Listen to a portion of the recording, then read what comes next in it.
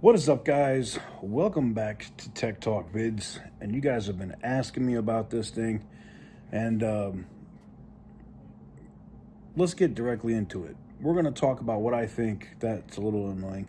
We're going to talk a little bit about what I think about the S24 Ultra after a little bit more than 2 days. Roll it. All right, getting directly into it, guys. This thing is 100% worth every single penny. This is the first Android phone for me that gets anywhere near, and in some cases beats, an iPhone for video recording.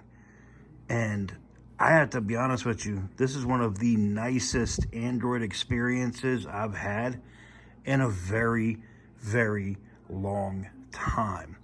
I'm a little annoyed because I picked up the OnePlus 12 and this at the same time. And I want to love the OnePlus 12 so much, but I find that I'm using this phone so much more often in my hands. It's just using it like this, and I'm not worried about, obviously dropping it on the carpet, but using this thing on a daily basis has been an absolute joy for me. The cameras on this thing are bananas. And when I mean bananas, I mean bananas. Like, the 8K recording on this thing, and if you've seen the OnePlus 12 48 hours later video, that was filmed with this phone. This one right here, this S24 Ultra. Here's some of the things I do notice that are going to annoy me. I know that there's solutions. I've seen cases now that you can put SD cards in and then plug it, put the phone in the case, which also plugs into the USB-C port. And then it also has a pass-through, so you could plug in power to it and run an SD card. I've seen those cases. They do make this phone a little bulky, but if you're going to do a lot of 8K filming, you're going to need it. Because even for me, with this 1 terabyte model, even at 1 terabyte, you're going to run yourself into issues with storage filming 8K. Believe me, I already know. I just tried to do a whole car video in 8K with the S24 Ultra. And, well, I will say this. It didn't overheat. It performed exactly as I expected it to. But I just kept having storage issues. Yeah, fun times. Anyways, so lesson learned there. But I can tell you this thing is absolutely amazing. I love the way it feels in the hand. Phone calls are crisp, clear, and loud as hell, even on a trash network like T-Mobile. Yeah, I said what I said. I use Verizon and T-Mobile on this. Verizon on eSIM, T-Mobile on physical SIM. And I got to be honest, both of the networks are kind of doo-doo. But having the, just the way it sounds, like the clarity, crisp sound that I get out of the S24 Ultra, it's kind of unbeatable, man. As you can see, and I'm sure you can see in the video, I do have mine in 2K or 1440p. In the box, as all Samsungs, they come with that 1080p setting. I don't do that. I've been rocking mine out for most of the day. Let's see here. You can see 96%. So I've had it, when I came in the house, I put it on the wireless charger. I'm at 96% now. So I don't know, maybe 30 minutes on the wireless charger, and I got, so I don't, 70 something percent after a full day of use. Not bad. Now, full disclosure, obviously I carry more than one device.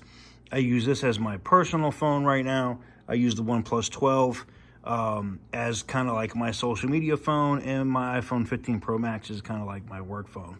But this is rapidly becoming my favorite phone. Also, big thing, DeX. The ability to come in here, press this button, and move my workflow to a bigger display, like a TV, a monitor, or whatever, and this thing basically becomes a PC, is ridiculous. I gotta be honest with you, like this if you're looking for a phone, if you're just starting up on YouTube, right, and you want to have something, I got to turn that off. That's going to drive me nuts. If you want to have something that gets the job done in terms of how the phone operates, what you can do, and look, the same way on Apple that I have LumaFusion, I can edit right here on the S24 Ultra just like I could on an iPhone. It's the exact same experience, very close to a Final Cut Pro experience. I export it. I will say this exports so much faster than the iPhone. I can do 4K 60 frames per second video on this and the iPhone, put them in the timeline, or I can use the same file. I did that too because someone said, well, maybe this Samsung shoots more compressed file. Okay, so I did both. And I can tell you, the Samsung is clearly faster. And it doesn't make sense because I've seen the Geek benchmarks and stuff that show that the iPhone supposedly has the more quicker processor, but it doesn't show in real world use. This thing punishes. Now the Pixel, that's doo-doo, garbage. Like, it's slow on exporting video. When it comes to this though, whoo, man. Clearly one of my favorite. I mean, I still love my foldables. I love my Z Fold 5. I'm probably going to love the Z Fold 6. I'm hoping the Pixel Fold 2 doesn't suck as bad this year. We'll see how that goes. But right now, for me, there's two phones. I got two phones somewhere. There's two phones for me that are at the top of my list that I want to pick up first thing in the morning. What I mean is, when you're butt naked and you're laying in the bed, first thing when you wake up and you look over at that nightstand, the first phone I'm grabbing, this one right here. The one after that, probably the second phone, is probably going to be this one right here, the OnePlus 12. More on this phone coming soon. This is no slouch.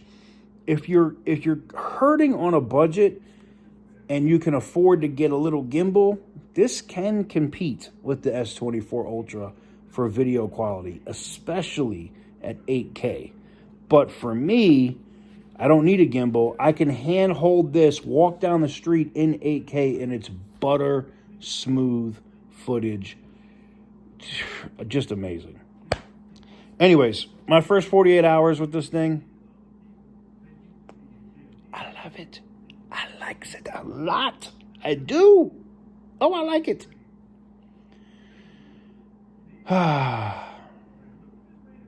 We'll see. I know at some point you're waiting for me to be like, psych, this is all BS. This phone sucks. But no, I'm dead serious. This phone's awesome. I love it.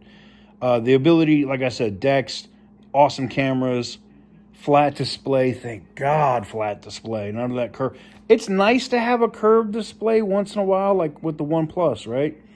But not every day, man. That's why I could switch it up between these two. And I either grab one or the other as my Android. I do have physical SIM cards, and I swap in and out between this one and the 12. And then I have my, work or personal eSIMs. They're permanent in the phone. So it is what it is. But anyways, there you have it. Let me know what you guys think in the comment section down below. There's no referral links in my videos, none of that crap. And the channel's not monetized, so I don't have any benefit of BSing you on what I think about it. So take that for what it's worth. But anyways, there you guys have it. Let me know what you guys think in the comments below. Thank you guys very much for watching. And stay petty, my friends.